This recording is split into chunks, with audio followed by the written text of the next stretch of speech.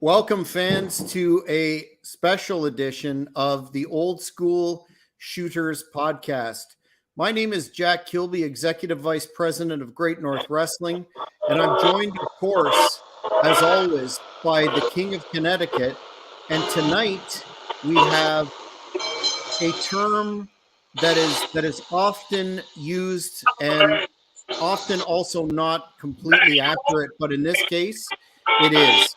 We have the living legend Larry Zbyszko on Old School Shooters on the phone. But before we do that, we have a special treat for the audience, and we're going to play a bit of Larry's classic track, Boo on Me. Hit it, King. Make the cry. Oh, and I made it see red. When I picked up a chair, it's all that on the head. Come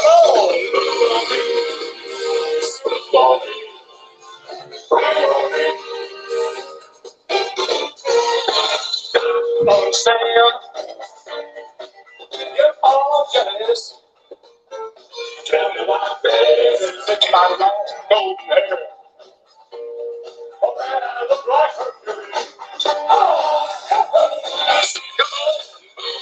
That's just a sample of that classic track that we encourage everyone to check out on YouTube. Just search up Boo on Me.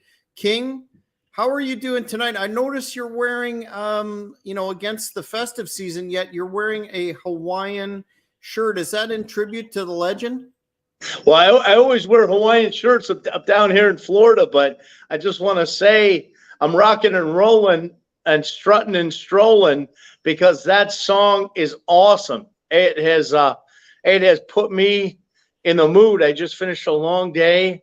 I was down at our firm down in South Florida, and just got back, and my Venezuelan beauty, Miss Gloria, is here, and that song is putting me in the mood. I don't know if I want to smack somebody around or make love, because that is one heck of a tune from the living legend, Mr. Larry Zbyszko.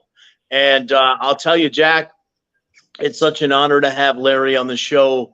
He was on years ago on King's Court with the show I did with Brian Snow, the Snowman, the Chicago morning show host, FM sports show host, and guy that called the Cubs games. I didn't know a whole lot about wrestling, but I knew a lot about wrestling, and I knew that Larry, the living legend, is a great shooter as well as a great champion in the AWA and a legendary broadcaster as well, and one heck of a storyteller. So I just want to turn things over to the living legend, Larry Zbyszko, to talk a little bit first about how he met Mr. Bruno Sammartino, and then I'd love for Larry to tell a story that he told to Brian Snow and I years ago about Bruno Sammartino and a famous club called Jilly's, and a famous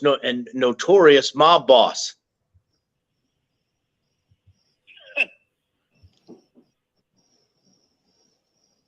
Over to you, Larry. Are you ready? Yes, sir. You have the floor. Oh, well, thank you, and welcome to Larry Land. I appreciate it. You know, that song it was just the weirdest thing, because back in 1980, there was no merchandise. No one, had music, when they came out for their entrances. And I had a couple buddies I knew that were making a sound studio. And this is right after me and Bruno's feud started, and everybody wanted to kill me. So just for the hell of it, I wrote down some words and told them what kind of music I wanted, and we just put that together, and I sung it in one take. In fact, in the middle, I kind of talked a little bit, so I could take credit for inventing rap way before its time. But they're very rare, because I made 1,000 copies of it on vinyl with a 45 with a big hole in the middle. And in some autograph sessions, some people had them over the years, and I signed them. They're very, very rare.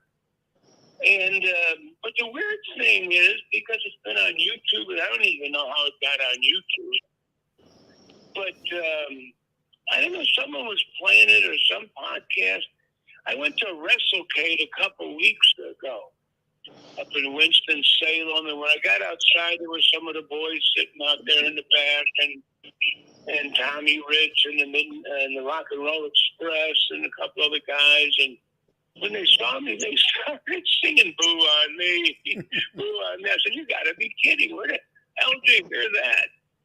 And they told me, I think they heard it on some podcast. I don't know if it was a Hannibal podcast someone mentioned or not, or what it was. But the funny bit is, I was talking to Ryan at the Pro Wrestling Tees. So they now have a T-shirt that's a "Boo on Me" T-shirt that you can get on at the Pro Wrestling Tees online store. And they got one design, and then they're coming up with another one where if you get a "Boo on Me" shirt, you can take it to someone by you who's a printer and have anybody's face you want put on there. So it's in 80, 20, so like 42 years later, the song is coming to life. You can boo on me and get one at Pro Wrestling Tees. Absolutely. The perfect gift for the holiday season, no doubt. Yeah. You know what else? It's going to be playing on a TV show that I filmed some episodes for a few months ago with some company, and I don't know anything about streaming. I mean, I still have a flip phone, so I don't know anything about social media or streaming, but there's a new show starting, and I think it's going to be on Roku. Is that a streaming thing? Roku or a Tubi? But Roku is huge. That's huge. Now tell everybody what's the name of the show? Well, I think it's the Wrestling Legends Network, and what it is this guy's got his hands on like 3,500 hours of old wrestling shows from the beginning of television, the 1950s, the 1960s, some early 70s. Some of them are in black and white, like with the original Gorgeous George. And, when they were kids, when they were not kids, but, young guys like Lutez and Verne Gagne and Crusher and the Bruiser and Bobo Brazil. And, so what I did was they left the original commentating on, and I hosted the show, and it's called the Wrestling Legends Network. Should be starting pretty soon, maybe even in December, and I think they said streaming on Roku, whatever that is. Well, that's huge, and I know that the fans of the Hannibal TV and those that watch the Old School Shooters podcast are heavily invested in the history of mixed martial arts and pro wrestling. Will definitely check that out. King, well, you know what? It's so night and day from today, because I saw a little bit of it, and back in the 50s, 60s, even early 70s, all you had was a wrestling ring, and above the wrestling ring was a big light bulb. And that was it. There was no production, no lighting effects, no fireworks. I mean, it's so night and day. It's fascinating because you really get into the characters, the wrestlers. I mean, I think the fans are going to love it because it's so different than what's out there today. Yeah, that's why wrestling, and Larry knows this, that's why wrestling was the number one television program at the start of TV, was because it had the characters, it had the action, and it was so easy to shoot as opposed to other sports. So it was the top sporting event. And, Larry, your name, the Zbyszko name, you came out of a great amateur background, and it was kind of a homage, if you will, to Stanislaus and Władek Zbyszko, and Władek Zbyszko, I don't know if I'm pronouncing the name correct, is he was one of the few that fought Elio Gracie, and he demolished Elio Gracie. Another was Masahiko Kimura, and what a great name and great lineage. When did you decide on your ring name? Well, you know what? I didn't. It was Bruno.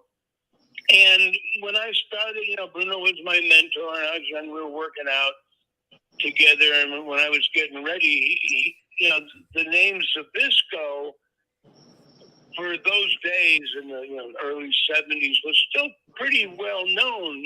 Stanislaus Zbyszko was still a pretty well known name. And people would come up and say, "Hey, is Stanislaus your grandfather?" And because I'm Polish, Bruno thought that the Zbyszko name is the one I should use to get some attention because it was already still known and different.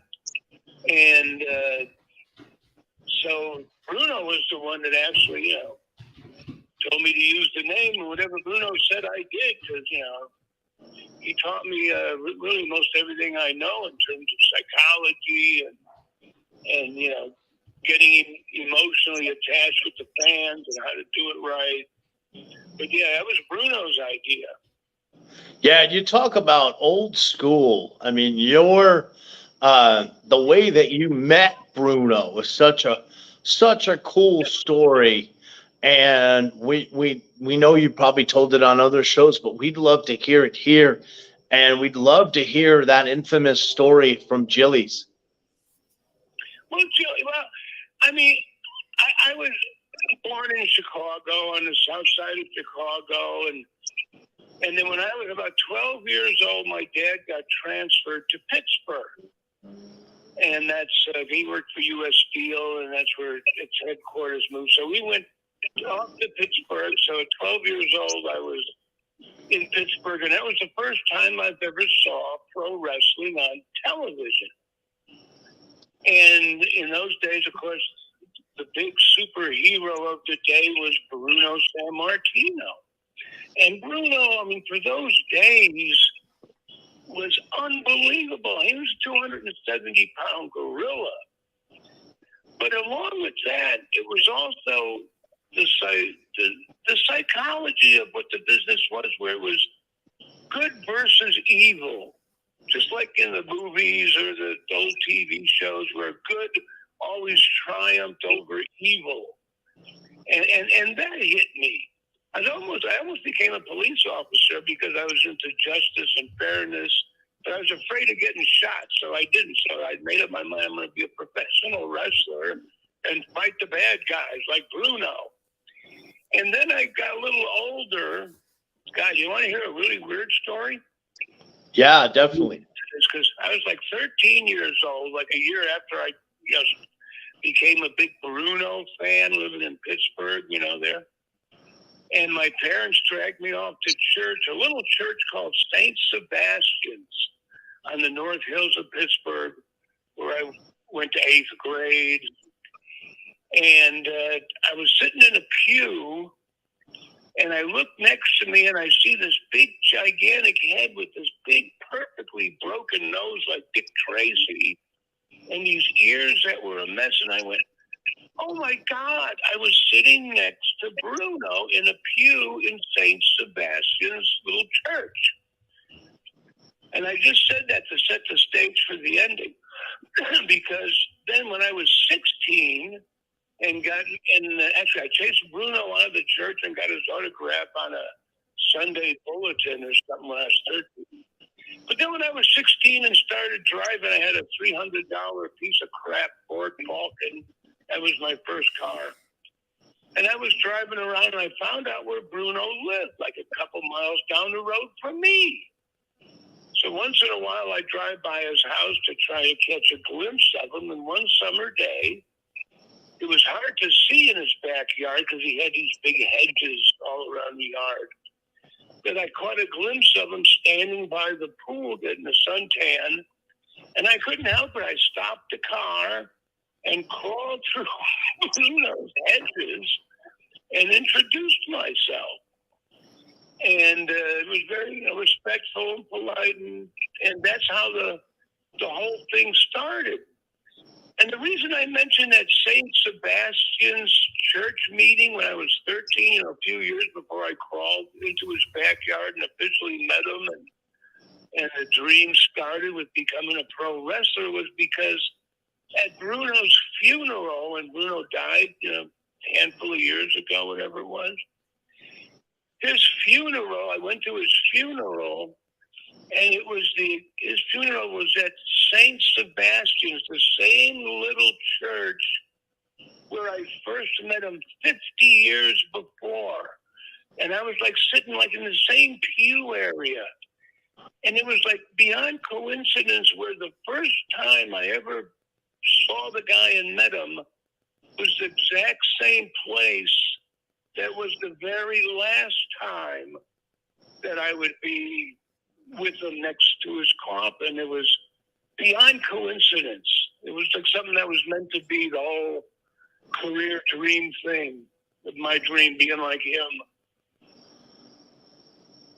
Wow. So, Unbelievable. Larry, I wanted to ask you, since you brought up Bruno, of course, what was it like? What memories do you have of that incredible blow off to your feud with Bruno in Shea Stadium, where in front of about 40,000 fans, just incredible crowd, hot crowd, you faced him in that steel cage? What are your salient memories of that match? Well, you know what? In those days, I mean, it was unheard of selling out a stadium with wrestling, basically. But in fact, there was like 44,000 people, but they turned thousands of people away because they wouldn't allow chairs on the infield, and on the on the grass. They thought the chairs would wreck the baseball field. But when I look back, that was the biggest highlight of my career. And if you look at the era of history, because when me and Bruno had our feud, he was basically retired and doing some commentating with Vince.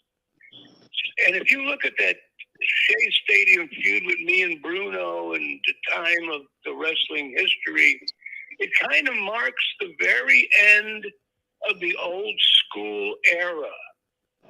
That was the biggest thing in the old school era. And shortly after that, like within a year and a half or two, the whole new era, a new era started with the birth of national cable and the death of the territories, that were around, since the beginning of wrestling. But that Shea Stadium match with Bruno really marks the end of the old school era. In fact, you mentioned something about the Jilly Club.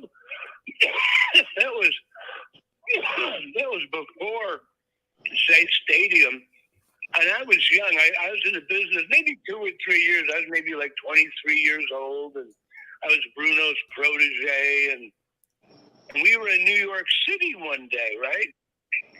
And we wrestled at the Garden like on Monday night. And I think Sinatra had a live concert Sunday or something, but he was in town and knew Bruno. He was a big Bruno fan, and Bruno knew Frank Sinatra. And Jilly Rizzo was like Frank Sinatra's right-hand man. Frank didn't go too many places without Jilly with him. And Jilly had this little nightclub in New York City called Jilly's. So, he got a message that, hey, Frank would like, Bruno to come down if he can. And Bruno said, well, yeah, sure. So I think we were in town for the Garden and whatever. So Bruno, Dominic DeNucci, Tony Parisi, and me go down to Jilly's nightclub to meet Frank Sinatra. And Frank was sitting way in the back in some little room in the back. And Jilly's wasn't that big of a place, but it was crowded. And it was Henny Youngman and Shelley Winters and Jill St. John and some other stars that came in and out to say hi to Frank. And Bruno went back to talk to Frank. And I really didn't get a chance to talk to Frank, but when he was walking out, I shook his hand and said, oh, nice to meet you. I was kind of surprised. He was shorter than I thought he'd be. But So I'm standing out there, and the place is crowded, and Bruno and Dominic are sitting like by the bar, and I'm standing there, right? And all of a sudden, this little old man, I mean, the guy looked like he was dead. Little old man in a suit and tie, black suit, tie. He comes up to me, and that was the era of the Polish jokes, where for years everybody was telling Polish jokes. It was the in thing, the Polish joke. So this little old man comes up to me, and he's got in his hand an empty roll of toilet paper that had matchsticks taped to one end of it. And he comes up to me and he says, "Do you know what this is?" I'm looking at this little old guy, and I went, "No, I don't know what it is." And he says, "It's a Polish flash of light." And everybody cracks up. And he's surrounded by people, this guy. So I say back to him, I say, "Well, you know why Italians don't have freckles? They slide off their face." It was an Italian joke at the time. Oh, that's Bruno's at the bar running his thumb across his neck like, "Shut up, you stupid Polak." So nobody laughed at that joke, and then that group kind of walked out. And I go over to Bruno, I says, "What was that?" He gave me the shut up sign. He says, "Do you know who that was?" I went, "No." I mean, the little old guy. He said, "Yeah, that's Carlo Gambino. He was the Godfather, the one they made the movie about. I told him an Italian joke and lived." That's awesome, Larry. You talk about these Polish jokes, and in all seriousness, I have a good buddy, Zibby, and he's been friends of mine for years, man. And he's so sick of it. He calls me the other day, and he says, "Matt, I'm so sick of it." Because I go into the store the other day, and I asked the storekeeper, I say, can I get some kielbasa, some Polish sausage? And the storekeeper says to my buddy Zibby, he goes, "Ah, you must be Polish." And Zibby, he looks at the guy and he says, "Man, if I come in here and I'd asked you for some Italian meatballs, would that mean I had to be Italian? If I came in here and asked you for some matzo ball soup, that mean I have to be Jewish?" And he goes on and on. And he goes to this guy, he goes, "What do you have to say for yourself?" He says to the storekeeper, and the guy goes, "Buddy, this is a hardware store." And I know Larry knows about the Polish guy that broke his leg raking leaves. He fell out of the tree. Yeah, he fell out of the tree. There was a million of them. It went on for years. Yeah, and we're old school on this show, and that's a kind of an important point. Everybody today is so uptight about everything, man. It's a weird world. We say on this show we're the silver sages spreading knowledge to the younger ages. And my daughter's grown. She's a woman. She's a grown adult, but her whole generation's so uptight about everything. Back in those days, you could tell a joke like that. I'm predominantly Italian, and there's tons of Italian jokes. I'm part Irish, quarter Irish. There's tons of Irish jokes. All the old jokes from the old days, and that's why I love that story. The years I grew up on the road, the 60s, 70s, 80s, and even into the 90s, I mean, we had a great time in the band. Nobody cared if you were black, white, red, brown, yellow, green, blue. The reality is, and people are so deceived, especially the young generation, they're brainwashing. There's only one race on this planet. It's the human race. There's only one. There was a movie called Bulworth, a satire about some goofy politicians. That was a great movie, yeah, with Warren Beatty. Warren Beatty was the goofy politician, and he had a crush on this hot black chick, Holly Berry. Oh, yeah. Some of his handlers, were like worried about it. And Warren Beatty turned around and said the best line ever in the movie. He said, You know, if the government left everybody alone, we'd all be sleeping with each other, and pretty soon we'd all look the same. Yeah. Yeah, it's true. And, you know, it's funny because people are, I mean, people are of all mixing now for the last generation or two, but yet it seems like they, you know, they, I don't want to expose Jack's shoot job, but he works in a shoot job where the groups are kind of pitted against each other. And it's kind of, it's by design, you know, they want us all to hate each other. We need to lighten up and be able to tell jokes and have fun like the old days.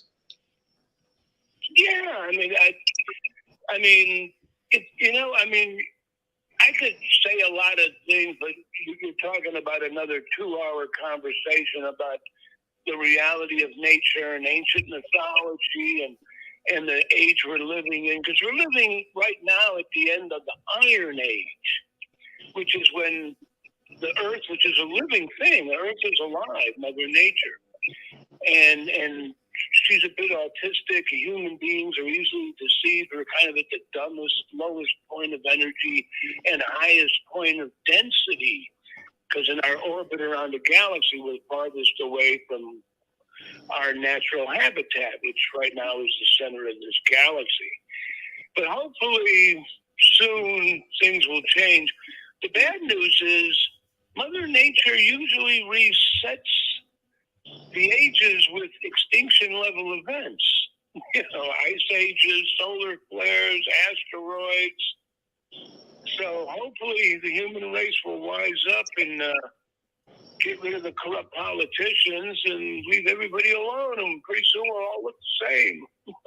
Yeah, and you know, part of that, Larry, is the media deceiving people. And there's a story that the media deceived people about regarding the late great Verne Gagne, who's someone you were really close to as promoter in the AWA and within your family too.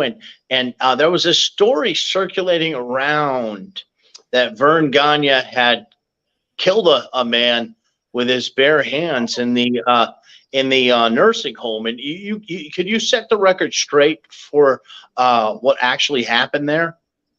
Yeah, I mean, that was the stupidest thing. I mean, Verne Gagne, unfortunately, he got Alzheimer's. And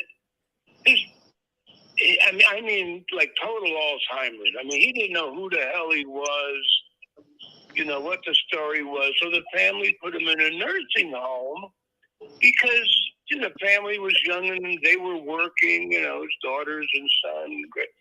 And he was kind of impossible to take care of in a way because, I mean, he'd sit there in a chair all day and watch, like, they put cartoons on or kiddie shows, nothing violent or weird, you know, because it was going into an Alzheimer's brain.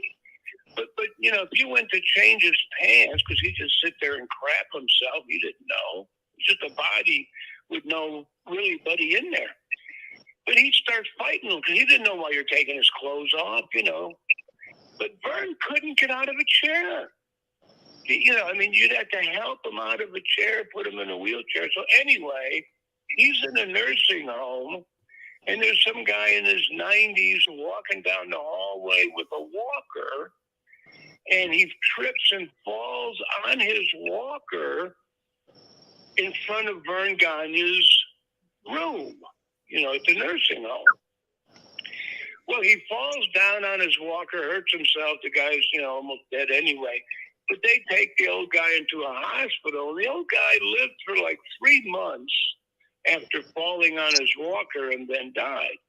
But when this first happened, one of the goofy residents, like assistant nurse or some guy, made a joke about, oh, Verne Gagne ran out and put the guy in the sleeper.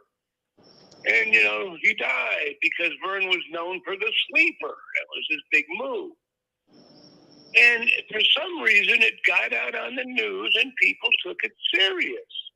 Like Verne's a dangerous, you know, guy with no brain that runs out and puts sleepers on old people. Reality is he couldn't get out of the chair. But then the family went to hell because he wound up living in one of the basements because no nursing home would accept him because they thought he was dangerous. I mean, it was really stupid. Yeah, and they bought into it to the point, like you said. That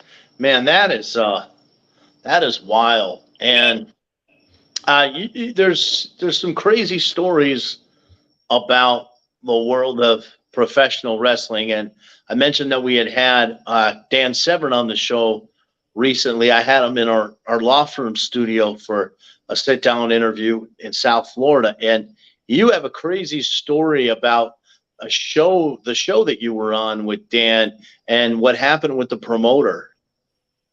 Oh, God. Yeah.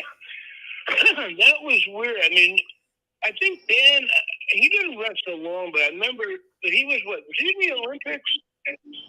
Yeah, he had wrestled for Arizona State, and he was an alternate in the Olympics before he went into the UFC.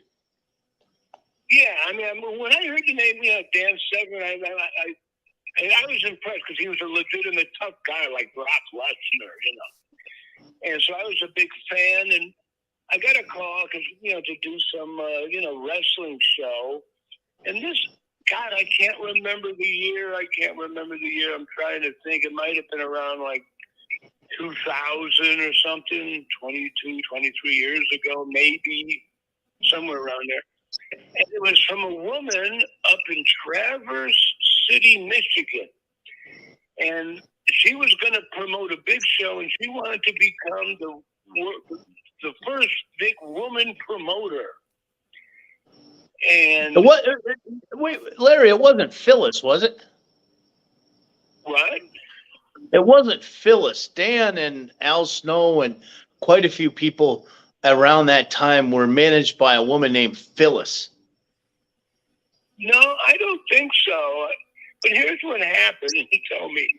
But so this is up in Traverse City, and apparently once a year, Traverse City had a big festival where thousands of people would go downtown, and they had a big parade. It was right by Lake Michigan or something, and it was a big thing. So she was going to have a wrestling show and be the biggest, and become the big famous woman promoter. And I was on the show, and Dan Severn was on the show. The Rock and Roll Express was on the show. And I really can't remember who else. I mean, we're talking, a while ago. And I was like the one guy that lucked out because I flew up a day early. She flew me up a day early, picked me up like in this big Cadillac and pretended like she was loaded with dough. And at least she gave me half my money in cash, and then she gave me the other half in a check the day I landed.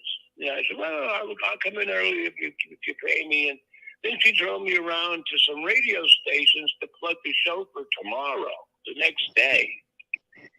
So the next day, the show's supposed to start, but what she did was she booked a field that was like 20 miles away from downtown Traverse City. So all the thousands of people were 20 miles away at this Traverse City festival, and hardly anybody showed up for the wrestling show. So to make a longer story short, she lost her ass. She just lost money, drew nobody. And I think the Rock and Roll Express tried to hunt her down that night because she didn't pay anybody. And the next day, I heard, no one got paid. And I went to the bank, in Traverse City, Michigan, to try to cash the check she gave me. And the teller came out and said, well, I'm sorry, we can't cash this because last night the lady committed suicide. I said, what? And I talked to the Rock and Roll Express, and they tried to get their money for the show and hunted her down to where she was living in a trailer, her and her husband, in some trailer park. And she basically shot herself in the head with a shotgun. Oh, geez, she blew her head Her off. It's, brains out. oh, God. It's wild, you know. You probably You have, gotta be kidding me. that's wild. You probably have a lot of stories from being up and down the road, and the era that everybody talks about. There've been books written about it because of the dynamics of the company. Is Ted Turner's organization and WCW. You were a fantastic commentator there, and then you came back and you had some great matches with Regal, with William Regal. But I was wondering, what were your thoughts of the organization, Eric Bischoff and the Turner organization? Because that's a history that a lot of people have written books and done podcasts about. Oh yeah, I mean, well, it was interesting because you mentioned how wrestling was the #1 rated show since the beginning of TV. When TV started, and if you look at ESPN, where the AWA was on ESPN when cable, started, and PBS, that cable started. ESPN was the sports network. But they had the AWA wrestling show on for a couple of years and played it like twice a day. With the days it played, they played it twice. Because the AWA wrestling show was the only show they had that gave them ratings. Enough ratings for a couple of years to get off the ground.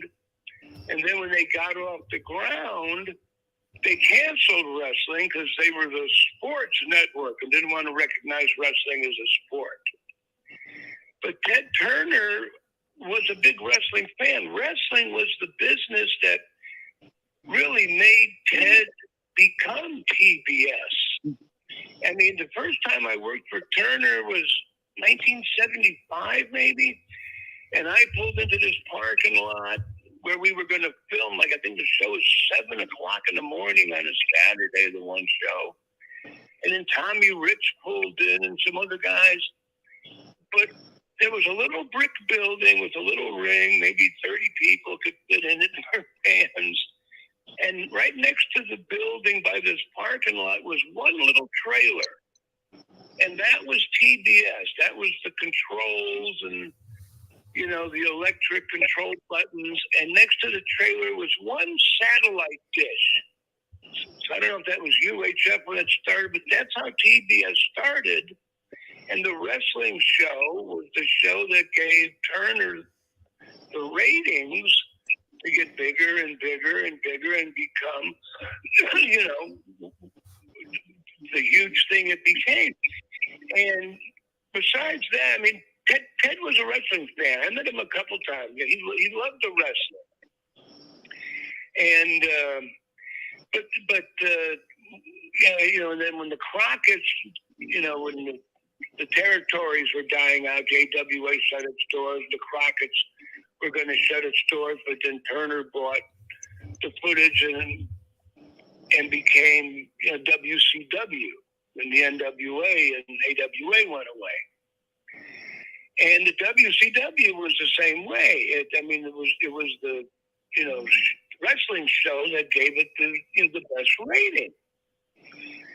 And the only weird part was at the very beginning, the people in charge didn't know the wrestling business. Vince knew the wrestling business, with the WWF and the WWE, and started the new era with the cables and pay-per-view and all that. But the people that ran wrestling for Turner didn't know at first. I think the guy's name that brought me in was Jim Hurd. And he used to run the Pizza Huts. Pizza Hut, yeah. Yeah. And you had a history. You had a history, Larry, going back to AWA with Eric Bischoff when he started out. What was he, an intern, and then he started out announcing? Well, Eric showed up, if I remember right, as like a sales guy. He was starting to sell like in the mid-'80s, maybe when the merchandise started coming and commercial. Eric was like a salesperson kind of guy. And a good hustler, smart guy. In fact, I was a private pilot. I used to fly little planes everywhere because I got sick of driving. Yeah. And I'd take Eric with me sometimes. And then he became a private pilot and started flying. But it was weird one day because Eric was in the building and we had an announcer, Larry Nelson. I remember Larry, yeah. And one day we all show up for interviews, but Larry Nelson does not show up. Larry Nelson disappeared. No one knew what happened to Larry Nelson. He disappeared. His car was still in Minnesota. His clothes were still in his apartment or whatever. And Larry disappeared. And it came out later that Larry had so many DUIs, they were going to throw him in jail. So he left Minnesota and disappeared in Key West or someplace. That's what. And what there was the other guy. The other guy, Larry, was Tony the Tiger. Remember, it wasn't Larry Nelson. Steve Marshall. Steve Marshall, yeah. Lee Marshall. Yeah, he was there too. Lee sounded good. Wait a minute, damn it! I gotta get my voice straightened out here. Let's have a story about Eric. But it was funny because we're there doing interviews, but there's no Larry Nelson, so we go, oh shit. So we told Eric, here, Eric, you do the interviews. And Eric never did an interview. So he's standing there with a microphone, not knowing what to do. And I was the first guy he interviewed. So I come out and I'm the big a-hole I was. And Eric said something, and the way he did it was so, I don't want to say bad in a bad way, but so inexperienced. I started laughing. We had to redo the interview. I cracked up. So I had Eric's very first interview on TV and laughed, and they had to redo it. Larry, you brought up Larry Nelson, who's become a bit of an urban legend amongst the wrestling podcasters, etc. Was he as big a partier as the mythology would have it? And there was some speculation that led to him disappearing from the office there. You know what, to be honest with you, I don't really know. I mean, I saw Larry, at the TVs when he was there, or in Vegas. I think he was announcing maybe, in Las Vegas at the Showboat when we filmed it. But I was never a party guy. I never drank alcohol my whole life. And I couldn't deal with drunks. So I never went to bars, after shows. And so I don't know what the nightlife was with guys like Larry and some other guys, that were, pretty big drinkers and partiers. They say Gene Okerlund was a big drinker too. I never drank, and to hang out in bars listening to drunks and watching people become stupid, I couldn't take it, so I didn't go. You're a smart man, Larry, because I imagine you didn't have to endure the nature boy Ric Flair. I had my own crazy story with Rick. Do you know anything about what happened with Ric Flair and I last year? It was pretty wild. No, I really don't. I mean, I'll give you the Reader's Digest version because I'm really amazed that he beat death the one time because Rick was drunk for 50 years. Oh, yeah, and he still is, I'll tell you. I really knew him well because I never hung out with him or drank or went out to the clubs with the guys, so I don't know what happened. Well, so I'll give the quick Reader's Digest. The listeners here on the Hannibal TV know about this story. So, Rick, I host a podcast down at my law firm in Boca Raton, and they wanted Rick to come in to host an event and have him on the show, right? So it turned into a cluster to where I was caught up in kind of flirting a little bit with his wife because she told me what a drunk he was and he was incapable of doing anything after 2 PM. And I shared her a picture of myself. Well, Rick flipped out because she showed him the picture. They ended up breaking up over it. It was a big news story. It was hilarious. And I realized that Rick is still living the gimmick, as they say. Yeah, I mean, he did become the character. I mean, I really didn't know him well. Like I said, I never drank. I didn't hang around with him. But Rick did do a good job on the microphone. The guys that got over and got, names were guys that could talk good, grab the microphone and get into people's emotions. I got into Rick's emotions and psychology with this whole Gorgeous George and put together with Buddy Rogers, but he was a great talker on the stick.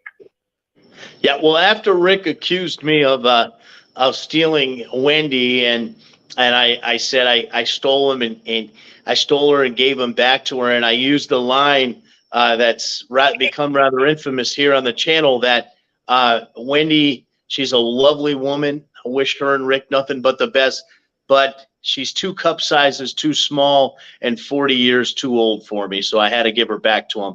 And Rick to this day still despises me over that whole deal because, like you said, he's inebriated every afternoon.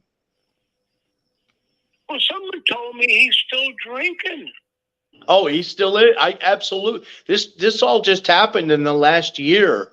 It's a whole. The guy almost died a couple years ago. I mean, he was lucky. Yeah. Absolutely.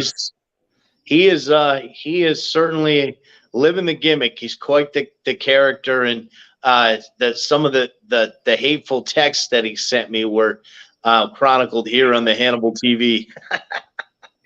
Yeah, well, he's definitely well preserved. Before we get into a couple of fan questions about the AWA, which is personally, my favorite of the old school territories. When I met you in 2006, I asked you a very poignant question. I'm going to ask it again. Whatever happened to the Western States Heritage Championship, Larry? Oh, you know what? The Western States Heritage Championship, I had it when the Crockett's, dissolved the company and sold out. And I had it in my house in a box for some years. And that was some years ago. And back in those days, like guys my age and other wrestlers, we never thought to ourselves, God, and 15 years or so, fans are going to be loving to buy all this stuff and nostalgic stuff, and things. But to be honest with you, I had it for years in a box, and then some people started, offering me money for this. I'm thinking to myself, you want to pay that much for this old belt? So I finally sold it. There you go. It's lost to a collector. We have a question. Some collector's got it somewhere. And I'm sure it's appreciating in value as we speak. A fan wants to ask you about your heel turn on another legend, Nick Bockwinkel, where you knocked him out with the chucks. Oh, the nunchucks. Well, the story with that wasn't. It was interesting because, I mean, when I did the Bruno thing, people hated me. I mean, I was stabbed, I had cars wrecked, I was shot at. So I always carried a gun. I had a gun in the car, and I drove down the highway. And one time, some guys were trying to run me off the highway, so I stuck the gun out and shot it over their roof and scared the hell out of them. They took off. But back in those days, you could walk right on the plane with the gun in your bag and throw it in the of the overhead, and there was no security. So then the security started where there's no way you're taking a gun to the airport. So instead, I put in these nunchucks, and I used to be good with them because between wrestling seasons when I was younger, I took martial arts to make my wrestling better, the fighting ability better and all that. So I put the nunchucks in my bag and carried them around, and they were a heavier wooden one. And I used to go in the shower sometime and spin them around to warm up before a match. So I'm in the shower one day, and all of a sudden Verne walks by and sees me doing this, and he says, "What the hell is that?" Because he doesn't know what the hell those were. But, he said, "That was pretty cool." I said, "Oh, this is nunchucks, old Japanese martial arts weapon, And he went, "That's the kind of stuff I'm talking about." And he runs away. The next thing I know, I got a ninja named Mr. Go. He flies in from Japan. He wants me to wear one of my old karate gis and come out with the nunchucks. But he was trying to make enhanced characters he had in the AWA. Guys that were great, but in terms of drawing money, they're too long, in a way, because that's why territories work, because you could be one for a year, but then leave before people got too tired of seeing you and want to see someone else. So the next thing we knew, Nick Bockwinkel was turned into Indiana Jones, and Verne gave him a hat and a whip. And Greg Gagne was into Rambo. They were doing videos where you'd see Greg's head come up from the river with a knife in his mouth wearing a camouflage shirt, like he was Rambo. So Verne was trying to enhance these characters with these goofy things. And I had the nunchuck, so being the bad guy I was, I had to hit him with them, So I did. We had a fan question on Twitter asking about what went wrong with the Pro Wrestling USA concept between Crockett and Verne, with a couple of big shows, but it just didn't pan out. And I know you were there. What was your perspective on that? Well, I wasn't involved really like in the office in the business, but what happened was Vince in the WWF, and I don't know if he changed it to the WWE yet, but he was way ahead of the game in terms of the new era, the pay-per-views and the nationwide cable. And Vince took the territory's top guys. From Verne, he took Hogan and Bobby Heenan and Jesse the Body and Mean Gene and Lanza, someone else. And from the NWA, Vince pulled in, Piper and Macho and Snuka and Steamboat, and before the era of the contracts and all that, So the NWA and the AWA were they didn't have their stars. Vince took them all away. So they tried to work together and to compete against Vince, which was a good idea at the time, because then the AWA guys could wrestle the NWA guys. And I'll tell you an interesting story. Talk about Flair, because I think 1985 was when the dolls first came out. Like the action figures first started. And in the AWA, 2 guys were in each pack. And when the AWA dolls came out, there was 2 dolls. There was a Larry Zbyszko doll and a Ric Flair doll in the same package. I have that. I have that. You had the red jacket on, right? Yeah. But I have that. I actually have that. He was in the NWA. And here's the story, which is kind of interesting, because when those dolls, were getting ready to come out, the deal that the Crockett's and the Gagnes made, for some reason, collapsed. It just didn't work. So they ran some big shows together, tried to compete. But the reason that the Flair and my doll were the same pack was because when those dolls came out, me and Rick were supposed to be having a big feud between me and him. And not just me and him, but then it was going to explode into the AWA guys wrestling the NWA guys on pay-per-view, which would have been a great idea at the time. And the fascinating part was, And that's why I kind of got involved in it when it happened. Was 10 years later, that was the same idea that became the New World Order, where it was the invasion, where the WWE guys, starting with Scott Hall and Nash and X-Pac, and were invading the WCW guys.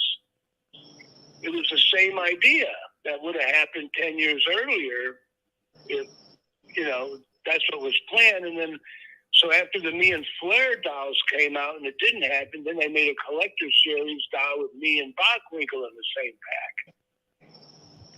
We have a fan question. Was supposed to happen 10 years before the NWO happened. That's incredible.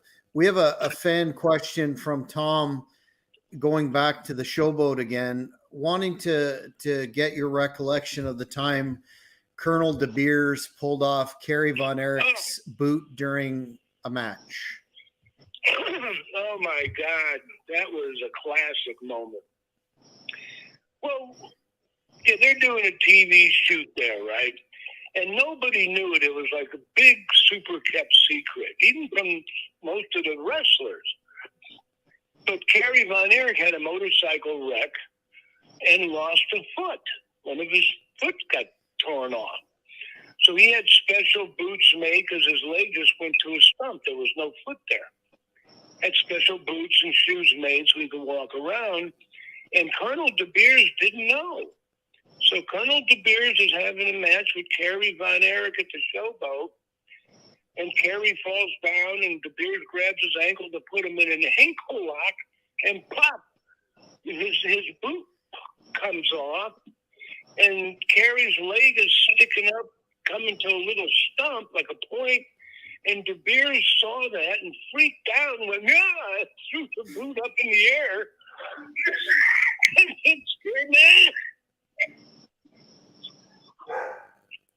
Oh man, Colonel DeBeers, what a great heel he was too. And I remember when he had that gimmick where he would just refuse to wrestle certain opponents. And I remember he did that with Jimmy Snuka and some of the black wrestlers, and that heat that got, man, I mean, now everybody is so sensitive. Couldn't really, he could do a character like that, but man, Colonel DeBeers is one of the forgotten heels. Do you have any Colonel DeBeers stories, Larry? Oh, well, not really. I mean, he was a good guy. And the funny thing was, when the boot came off, the people went dead silent because Kerry grabbed the boot, ran, disappeared under the ring, came out a minute later. DeBeers was still standing there, and then they continued the match. Like nothing happened. It was the weirdest thing. But back then, Colonel DeBeers was from South Africa. So South Africa was having some problems or whatever. So, he was the Colonel DeBeers from South Africa who hated the minorities or whatever it was. And, he got great heat and did a good job with it. Nowadays, who knows? It's just so stupid. One popular fan query, Larry, that always comes up with respect to the AWA is the Wrestle Rock phenomenon and the Wrestle Rock Rumble song. Yeah. And specifically what Verne's process was coming up with that. The Wrestle Rock Rumble. I mean, to be honest with you, like I said, I was never involved in like the AWA, office stuff. And he probably came up with that idea because, again, he's trying to, compete and do it to compete with the WWE. And the business was changing. And Verne, who was an older guy and set in his ways and multimillionaire, and he didn't understand the new era, and the Crockett's were really run by their mother. Their mother controlled the purse strings, and they were losing money. So, but they really couldn't compete with the those guys at their age and stage with where the business was going. So it was probably something I don't know if Byrne thought of it or someone thought of it, but you know, he was just trying to do stuff to compete with the new era of pay-per-view and what the WWE was doing. You know, because things were changing now, and then there was music entrances, and you know, it was just becoming a different business that the old school promoters couldn't get a handle on. Yeah, you know, a guy that was big in AWA and was it physically massive in AWA? You mentioned the NWO that passed away recently, and I know you had a friendship with. Wanted you to give you the opportunity to say some words about the late Scott Hall, who just passed away. Oh, Scott, yeah, that's too bad. Damn it. I mean, yeah, Scott. I mean, I mean, there was a bunch of guys that were from Minneapolis. I mean, Henning, the Road Warriors, a bunch of other guys. I think Scott was from Florida, but got us probably may have even started off in the AWA territory. A big guy. I remember we used to wrestle in Winnipeg a bunch when we were in the AWA, and a guy named Wally Carbo promoted it. And I think Scott was there, and I never met Scott. He just started. And I was walking down the hallway, and Wally says to me, "Oh, you got a match tonight with a new kid. This is his first match here or something." I went, "Some new guy." And I'm thinking to myself, "Oh, great, this won't be a night off. I got a new guy." So then I walk out in the hallway, and at the end of the hall, Wally says, "Oh yeah, there's the kid over there." And I look, and I went, "Oh my God!" Now I'm petrified because here he is, 6'6", 6'7", 300 pounds. I mean, Scott was, when he first started, was, you know, a big guy with, you know, like a wrestler. I mean, but it was, it worked out great. Yeah, I think I had his first match maybe in the AWA when he showed up, and he had a respect for me his whole career. I really appreciated. And, you know, not just me, but other guys, Kevin and some others, we try to help him out a bit. I know Diamond Dallas did a lot too, but he was just self-destructive. He just couldn't slow down. It's too bad.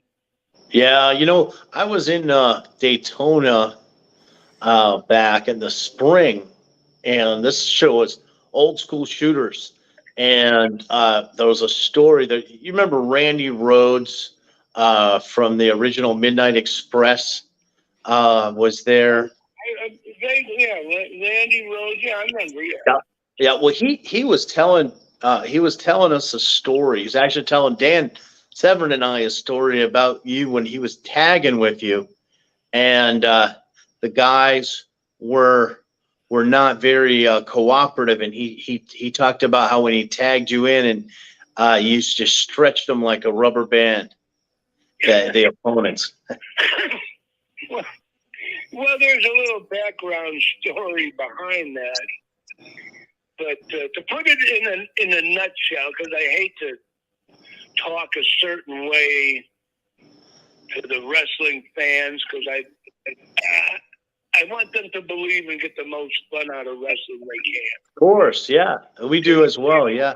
Yeah, I was in a tag match, and I came in the ring and told the ref to pass a message on to this kid. And then the referee came back, and he said that the kid's reply was, he wasn't ready yet. And I said, "Oh, he's not ready yet?" So anyway, down he went, and 30 seconds later, he was screaming like a baby. I was ready. Like a rubber band. And it was funny because Paul Lee was managing the Midnight Express at that time. And that became a private joke because the kid was screaming, "I'm ready now." And that kind of became a private joke between me and Paul Lee for years. We'd see each other. Paul would go, "I'm ready now." Well, hell, that's a guy that we'd love to hear if you have any stories about Paul Heyman. Well, I never hung around with him much. I mean, he was a kid. He used to follow me and Gorilla around like White Plains, New York. with his camera trying to get pictures and that. In fact, there's a picture I see online sometimes. People show me where I'm standing there, and Paul must have been like 13, with a little head and a lot of hair, with like a miniature version of himself. Like, but yeah, I mean, I really didn't know him that well, but I mean, to give him credit, Paul did a great job. He loves the business. He always wanted to be in it. He does a great, basically old school manager, kind of guy. And again, to get that way, you have to be good, good on the microphone. Sure. He does great interviews. Yeah, I know. And speaking of old school managers, on my old show, you told some funny stories about an old school manager that everybody loves, the captain, Lou Albano. Oh God, the captain. Well, he was crazy in a lovable way. Kind of a harmless guy, but oh God, he was a character. I mean, weird things would happen. Like Lou might have a few too many drinks at some really nice restaurant in New York City, right? But he's there with Tony Altimore, and Tony Altimore and Lou used to wrestle as the Sicilians, I think, before I started. But Tony was kind of more of a con man, clever, sharper guy than Lou was. Lou was more like Costello of Abbott and Costello. And Tony Altimore would get Lou all worked up about someone sitting at a table and saying, "Hey, that guy made a crack about you in wrestling," and then the captain would get mad. And in the middle of this high-class restaurant, Albano would get up and unzip his pants and piss on the guy sitting at the table eating dinner. I mean, this kind of stuff you don't see happen every day. Oh, man. There was a story. Oh, go ahead, Larry. Scott, I'm sorry. I was just going to interject a fan question about your experience that I know that the Hannibal TV viewers will want to hear about, teaming with Arn Anderson as the Enforcers. And have you heard his impression of you that he does a few times on his podcast? Who, Arn? Arn, yeah. Oh, well, you know what? Yeah, when I forget when it was. I guess when I came to WCW, they teamed me and Arn up, and which was I never really was a tag team guy, but when I went to WCW, I was already like maybe 40, 41 years old. Had a couple knee surgeries, nothing big, but little cartilage tears. So being a tag team, appealed to me more than it did in my earlier career. But with Arn, it was great. I mean, I loved doing it with Arn. I mean, tagging with Arn was great because Arn had the look, and the people. When me and Arn walked out together, in 1990, 1991, whatever it was, the people would react like it was still 1975. I mean, the place would pop. Oh, boo on me! They really bought it. So Arn was a great partner, and we had a great time traveling together.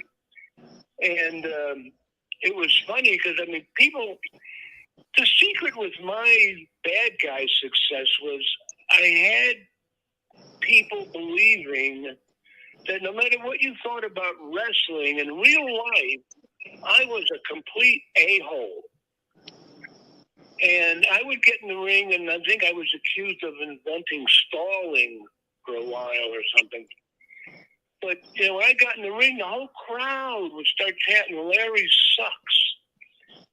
And they didn't do that to anybody else. That was like the first chanting when it started in the 80s. And they'd be chanting, "Larry sucks," so I'd, maybe step out of the ring, and I'd keep it going as long as I could because the place was going nuts. And that used to drive Arn nuts when me and Arn teamed because, I'd be kind of like not doing wrestling, but doing stuff to keep the crowd chanting, "Larry sucks." And Arn would yell at me. He'd say, "Do something, damn it." I said, "But Arn, they're chanting, 'Larry sucks.'" And Arn would say, but they really mean it. That cracked me up. I used to drive Arn nuts. But it was a great team. I enjoyed teaming with Arn, and the people bought it. The enforcers were over. Yeah, and you came back. Yeah, you had a fantastic broadcasting career, not only in WCW, but also into with TNA. But you did come back there in WCW and had some great matches with William Regal. He was known as Stephen Regal and William Regal, the Lord Regal. How did that all come about, Larry? Well, basically, I cut this short. I'm starting to lose my voice here. But I was doing the broadcasting for a few years. I mean, me and Arn were the enforcers, and that was great. And then Bill Watts came in, and he was a real a-hole. And I didn't want to get involved, but he was starting to screw things up. And we started this one group, the Dangerous Alliance, with me and Arn and Bobby and Rick Rude and Stunning Steve Austin before he became Stone Cold. So there was some good talent in the group, but I didn't want to be part of the group. Yeah, I mean, a single wrestler tagging with Arn, but I didn't want to be a group because then I could see my career just starting to be more and more like the group, and I just wanted to stay the living legend. So I said to them, I said, oh, my knee hurts. So I got another little knee scope and took a few months off that TBS paid for and took myself out of the Dangerous Alliance.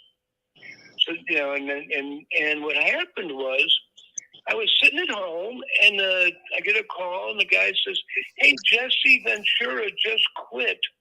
Can you do us a favor while you're rehabbing your knee and come down and voice over a couple of pre-taped shows? So I said, yeah, okay, I'm still getting paid. So I went down and voiced over a couple of pre-taped shows, and I never broadcasted before. And this guy comes in and says, you're the best guy we ever heard. Do you want to be a color commentator? We'll give you this much a year. I almost fell off the chair because that was the time when Turner was giving away money, like it was going out of style. I mean, it was ridiculous. I made more money broadcasting than I did wrestling. And that's awesome. I didn't plan to ever be a broadcaster. So I started doing the broadcasting because it worked out great for me. But the business was changing too, and the art of working was getting lost. And the talent went from guys that knew what they were doing to like a newer school of guys where they invented the clothesline.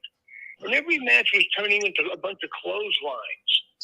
I mean, the Nasty Boys and the Public Enemy, Luger's matches with 3 clotheslines and the torture rack. Everything was clotheslines.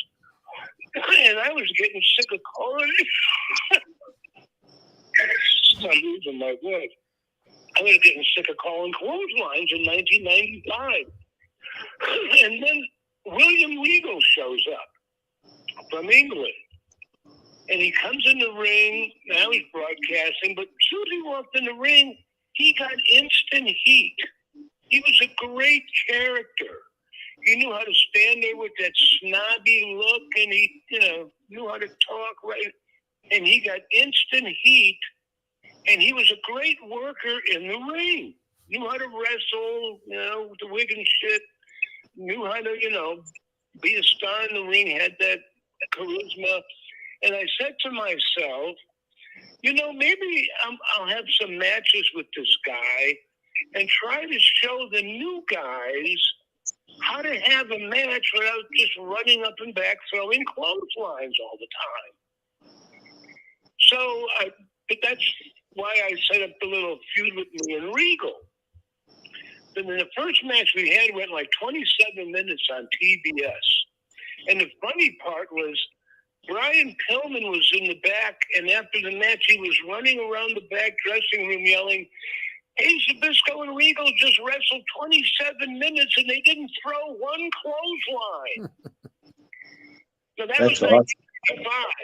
I was sick of clotheslines. So you can imagine how I feel about watching matches now. Oh yeah, and Regal, boy, Regal, those were some great matches with Regal, and also the funny thing for me, if you watch Regal, and I don't know what year this was, but when he was trying to teach the Alabama hillbilly country boy Bobby Eaton how to be a proper, sophisticated man. Those vignettes were hilarious. Oh yeah. Well, Regal was great. I mean, he was a great character. He was great in the ring, and yeah, he got over. So I had to have some matches with him, trying to influence the guys to give them an example of how to have a match, because it was starting to become a lost art. Yeah, there were fantastic matches, and Regal's been in the news lately because he left AEW, and his son is wrestling now in WWE, and his son is wrestling more of the old school matches and having some great matches. And I think Regal's, if I'm not mistaken, Jack follows it more closely than I, but I believe Regal's gone to WWE now to be there mentoring his son. Oh, wait a minute. Well, Regal was with WWE, and then I thought I heard he was in AEW a little bit. Yeah, he just left AEW, right, Jack? He left there. Okay. He was let out of his contract a bit early. Apparently, he had a short-term deal, and he didn't like the backstage environment. And with Triple H back or in charge in WWE, decided to try and go back there, and Mr. Khan let him out. But Larry, we've really this hour has flown by. And yeah, I know. I could keep talking to you guys all night. I'm starting to lose my voice. I'm sorry. And no, we greatly appreciate it. But before we let you go, the question, the pivotal question that we ask all of our guests from a philosophical point of view, what does it mean for you to be old school, or the old school concept?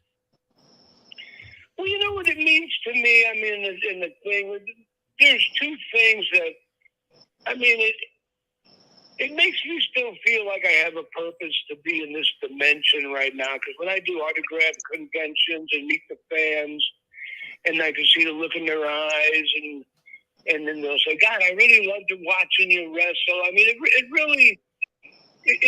really makes you feel good. You know, like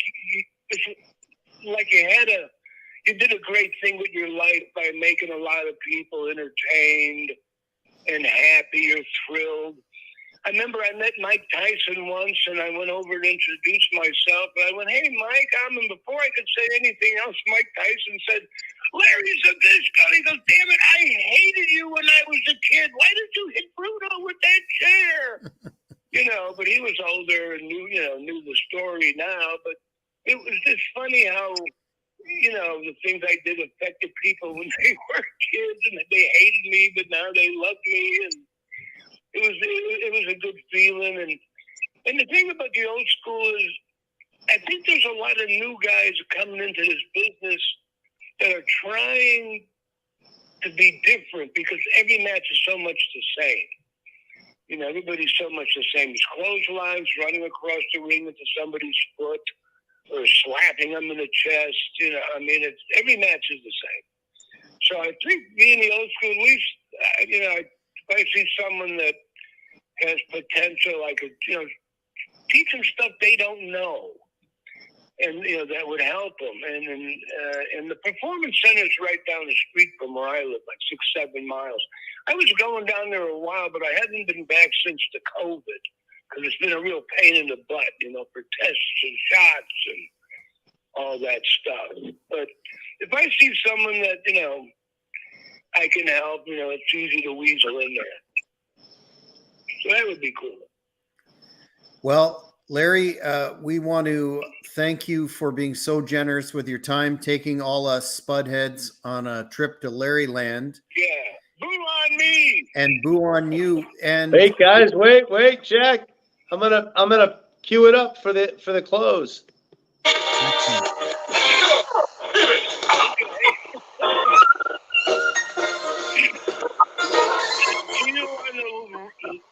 Wrestling Legends Network. Yes. Let's see you dance, Jack. Come on. I don't dance. I'm Canadian. And Larry, did you want to mention your Pro Wrestling Tees store again? Well, yeah, the Pro Wrestling Tees, they make T-shirts for a lot of guys. They just came out with a Boo on Me T-shirt. And they got one design, and then we're going to get another design going, too. So, well, we encourage all the fans to check that out and check out your classic project. Thank you again, Larry, for your time. And King, do you have any closing remarks besides the tagline? Yeah, absolutely. I know Larry is down here in Florida like me, and we love the Hawaiian shirts. And as you mentioned, this Hawaiian shirt, it's got Santa, and I'll make him dance for you here. He's doing hula. He's with the hula girls. He's surfing on the beach on this shirt. And I just want to say, I'm going to close it out with a song, Silver Sages, spreading knowledge to the younger ages. Thank you, Larry. It's an honor. And let's close out with a little song. Thank you all, Regal. Thanks, Larry.